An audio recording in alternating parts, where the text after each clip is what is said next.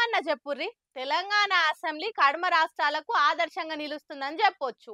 ఇంత మంచిగా లొల్లులు జవడాలు లేకుండా సభ నడుచుడు చూస్తుంటే ముద్దుగా అనిపించబట్టింది. పద్దుల మీద తప్ప పర్సనల్ గా చర్చకు పోతలేరు ఎవరు కూడా.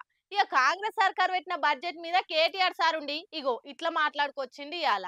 తెలంగాణ అసెంబ్లీ మీటింగులు చూస్తుంటే సభ అంటే గిట్లుండాలనే తట్ట అవుతుంది కదా. ప్రతిపక్షంలో ప్రశ్నలు అడుగుతుంటే మంత్రులు మంచిగా జవాబులు ఇస్తారు. అధికార పార్టీ ఎమ్మెల్యేలు కూడా ప్రతిపక్షం లెక్కనే ప్రశ్నలు వేస్తుంటే మంత్రులు లేచి జవాబులు చెప్తున్నారు. ఇక అసెంబ్లీలో అధికార పార్టీల కంటే ప్రతిపక్ష పోలకే ఎక్కువ టైం ఇస్తున్నట్టు అనిపిస్తుంది. ఎందుకంటే మొన్న Harish Rao sir one man show అన్నట్టు నడిపిస్తే ఇలా కేటీఆర్ సార్ వన్ మ్యాన్ షోనే నడిచింది అసెంబ్లీలో. ఉద్యమాలతో ఉదయించిన తెలంగాణ ఇలా ఉజ్వల తెలంగాణగా వెలుగుతున్నది అనేది వాస్తవము. ఒక గట్టి ప్రతిపక్షంగా ఈ రాష్ట్రం కోసం పుట్టిన పార్టీగా తప్పకుండా ఈ రాష్ట్రం మంచి కోరుకుంటా మీరు తీసుకునే ప్రతి నిర్ణయానికి మా మద్దతు ఉంటుందని కేటీఆర్ సార్ అసెంబ్లీలో చెప్పుకొచ్చిండు. ఇక అట్లనే బడ్జెట్ లో శుష్క ప్రియాలు శూన్య హస్తాలు తప్ప ఏముందని అనుకొచ్చిండు. గ్యారంటీలకు టాటా లంకబిందల వేట డిక్లరేషన్ల డీలా డైవర్షన్ల మేళ అనుకుంటా ఇగో ఈ తీర్లు అరుచుకున్నాడు. ఇక ఏం చెప్పారు అధ్యక్ష?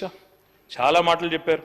కానీ బడ్జెట్ చూస్తే ఏముంది అధ్యక్ష? ఈరోజు శుష్క ప్రియాలు శూన్య హస్తాలు, గ్యారంటీలకు టాటా లంకెబిందెల వేట, డిక్లరేషన్లు డీలా డైవర్షన్ల మేళ, హామీ పత్రాలకు పాతర శ్వేతపత్రాల జాతర, నిరుద్యోగుల మీద నిర్బంధాలు, జర్నలిస్టుల మీద దౌర్జన్యాలు, విమర్శిస్తే కేసులు, ప్రశ్నిస్తే దాడులు, నేతన్నల ఆత్మహత్యలు, ఆటో అన్నల బలవన్మరణాలు. ఓట్లకు ముందేమో అభయహస్తం అధ్యక్ష, ఓట్లు పడ్డాక ఈరోజు శూన్యహస్తం. మేనిఫెస్టోలో అరచేతిలో స్వర్గం, బడ్జెట్ లో మాత్రం మోచేతికి బెల్లం, 3 తిట్లు 6 అబద్ధాలతో కేవలం పొద్దున్న లేస్తే బట్టగాల్చి మీదేసే పనులు ఇందులో కనబడ్డాయి అధ్యక్ష.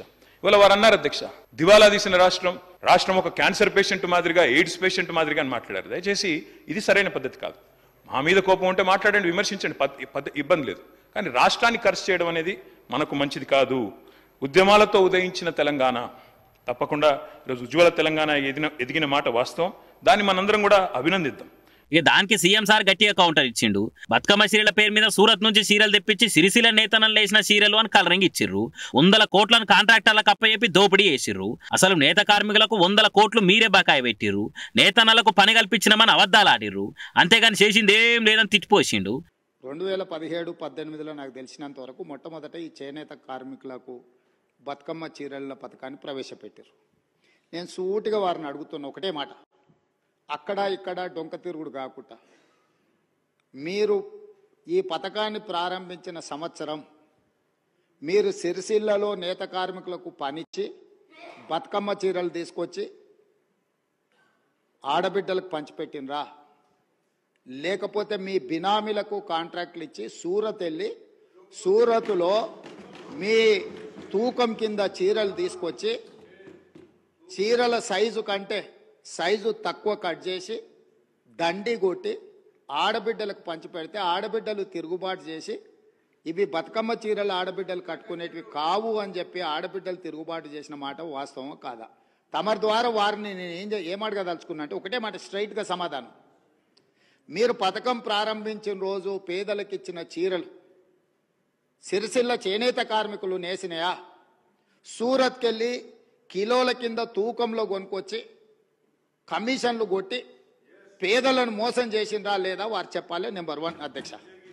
నెంబర్ 2, వారు అధికారం కోల్పోయేటప్పటికి మీరు అదే సిరిసిల్ల చేనేత కార్మికులకు 275 కోట్ల రూపాయలు బతుకమ్మ చీరల బకాయిలు పెడితే మా ప్రభుత్వం వచ్చిన తర్వాత మా మంత్రి పొన్నం ప్రభాకర్ గారు, మా ఆది శ్రీనివాస్ గారు వస్తే 100 కోట్ల రూపాయల బకాయిలు విడుదల చేసింది నేనా కాదా? ఓసారి రికార్డు. అట్లనే ప్రతిపక్షం జనాలను రెచ్చగొట్టుడు తప్ప ఏం లేదు. అందుకే అలా మాటలను జనాలు పట్టించుకుంటలేరు, ఓట్లు వేస్తలేరని సురుకులు అంటే పట్టిండు. ఇగో ఈ తీర్ల హాట్ గా నడిచింది అసెంబ్లీ.